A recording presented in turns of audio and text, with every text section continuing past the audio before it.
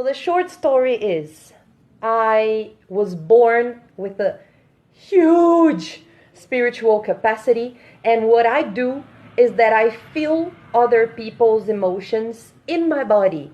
I don't know what they're thinking, but I know what they're feeling at all times. So that means I can connect with people on a spiritual level very deeply, meaning I become people. So I had a lot of trouble until I was like maybe 21, 22. I had a lot of trouble because I felt other people in my body, and I didn't know how to recognize who I was and who they were, because nobody had taught me to be myself. I was taught to wear masks to please other people. And I'm not saying that people did this on purpose. I'm just saying that this is what happened.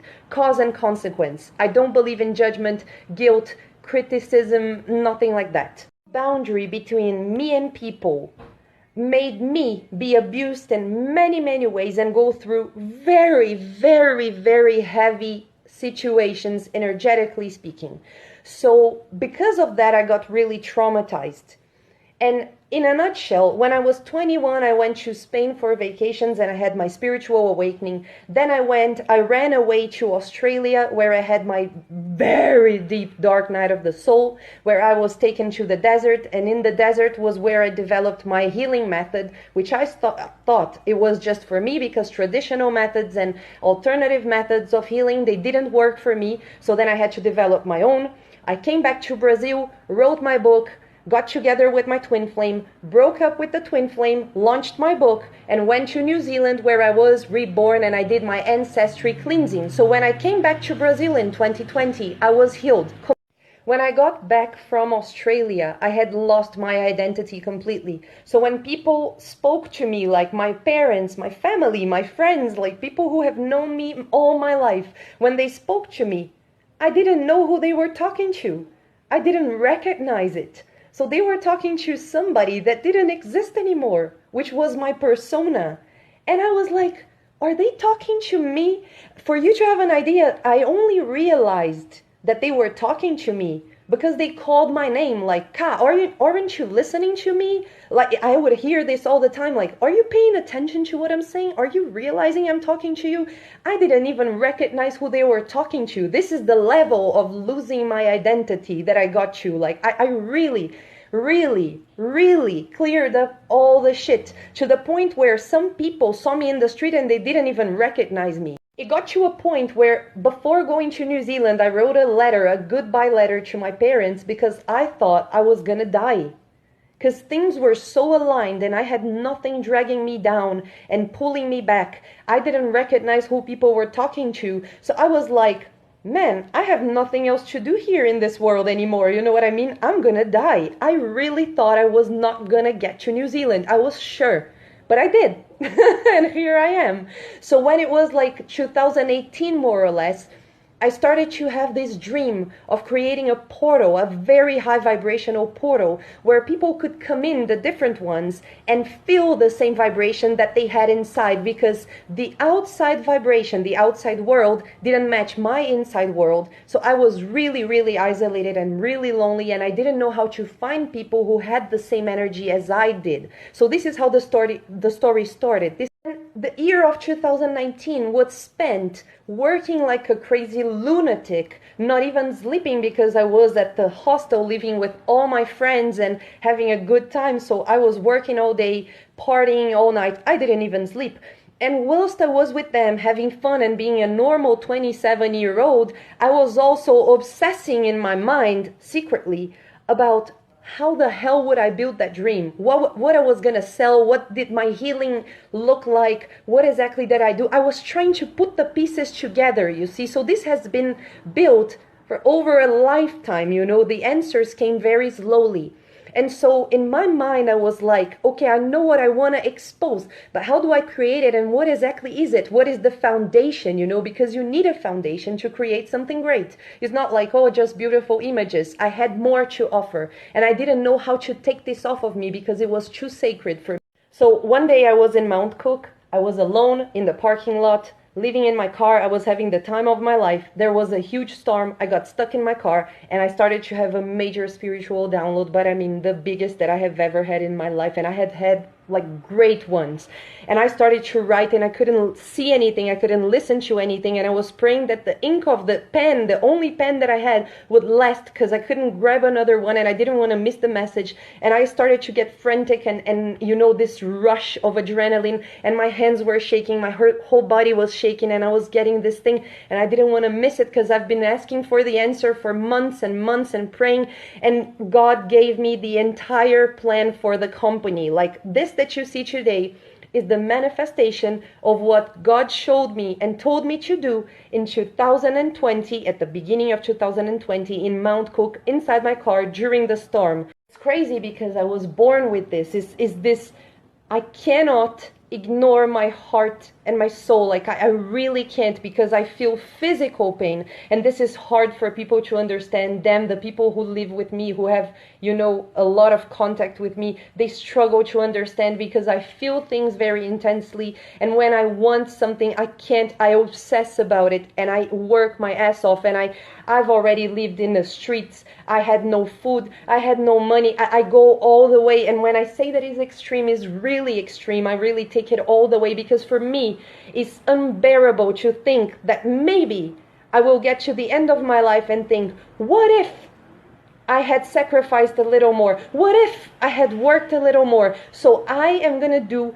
everything that I can, to the point where I spend days without sleeping. I spend days living in the streets. I spend days with no money, eating whatever I find. There's something really important to tell you, which is the dream is mine.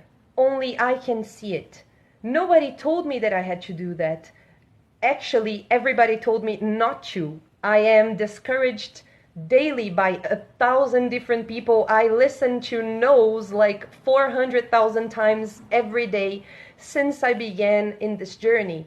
But the thing is that I go to sleep crying, disappointed, frustrated, and angry or whatever, and just discouraged and thinking like it's not going to work. But then the next day I wake up and I have more energy than I did the day before, and I have new ideas, and I can't shake it off. I really can't shake it off. And this is how I know that this is what I'm supposed to chase, because I can't shake it off. And if I try to leave it behind, I feel physical pain. What I know is that I was born to do what I'm doing now, and I'm creating what I'm supposed to create, to have a strong foundation to do what I was born to do at the highest level I possibly can. I know that I was born different, that I was born to break barriers, to break rules, to create something that was never created before. And every time you are born to do something first, to do something different, it's gonna hurt. It's gonna hurt. You're gonna get a lot of backlash. You're gonna get a lot of aggressiveness. You're maybe not gonna get the support that you want, that you desire, that you need. And I knew all that before starting, because I did my research. But the thing is that when I think about giving up, the pain that I feel in my heart, in my mind, in my soul, in my whole body, my joints hurt. It's like I have a disease, you know. It hurts so much that it's impossible to get away from it. And I can't shake it. The other very important thing to say is that I don't doubt and I don't stop, because first, God has never let me hanging. Every time I asked for help or I needed help desperately, something came through and helped me go through it. And I went through really, really, really challenging situations, and everything was fine. So I trust blindfoldly in whatever it is that God is sending me or telling me to do. And the other thing is that I have the vision.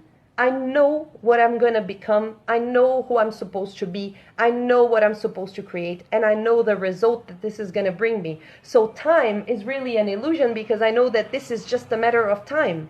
I'm being prepared to get there. So this is how you work hard for a dream. It's easier when you have the vision and you believe in it. No doubts. And just something really important.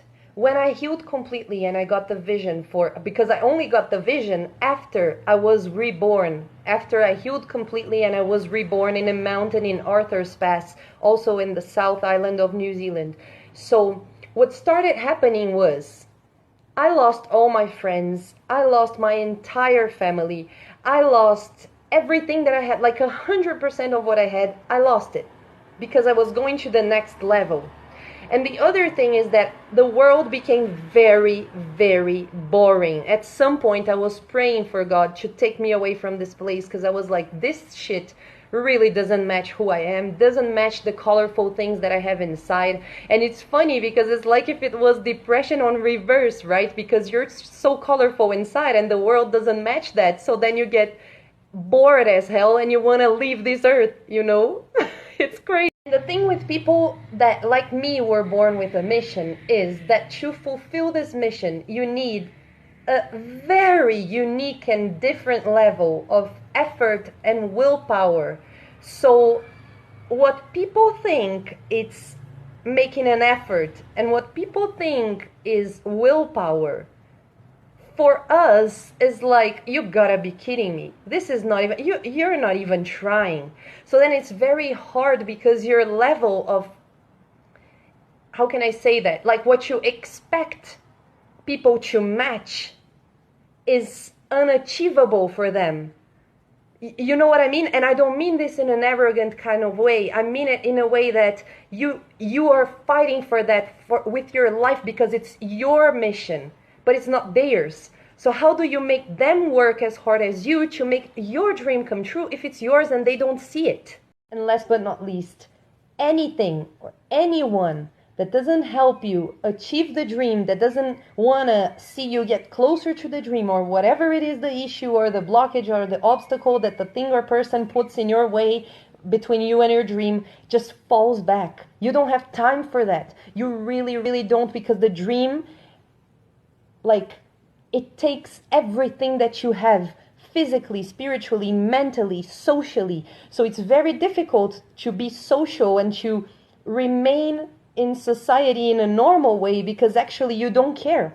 When people come gossip with, like, to you and talk badly about someone, you don't give a fuck. You're like, just please fuck off. I don't want to listen. I don't have time for this. I have something very big that I have to work on, because you don't want to miss the timing and you don't want to miss the opportunity. You know what I mean? You want to be ready whenever it comes because you really want it.